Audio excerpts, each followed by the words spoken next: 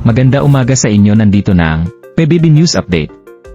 Isang pusang tumaas sa puno para manghuli ng ibon at pagkataas nito ay biglang lumipad ang ibon at hindi makababa ang pusa kaya tinulungan siya ng isang lalaki. I-report natin kay Bornie.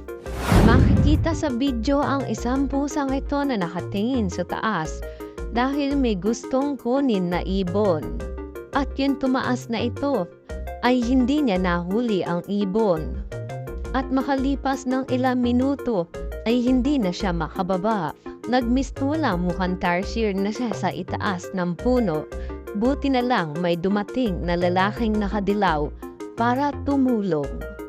Kaso napagtantuan niya na hindi pa na siya marunong umakyat ng puno. Kaya sinabi niya sa kasama niya na kumuha ng panungkit. Kaya dali-daling kumuha ng panungkit ang kanyang kasama. At yung sinusungkit na siya ng panungkit ng lalaking nakadilaw ay ayaw pa ring bumaba.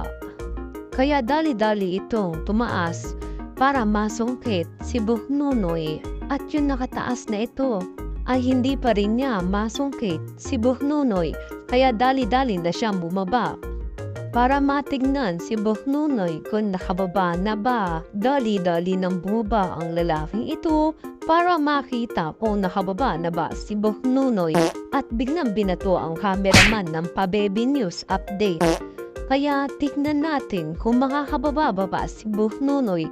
At makalipas ng ilang oras ay nakababa na rin ito. Kaya makakausap natin ang nagligtas sa kanya. At matulog kasi ako, tinawag ako sa pinsan ko. Nagsabi, yung pusa mo nasa taas. Huwag ka maingay.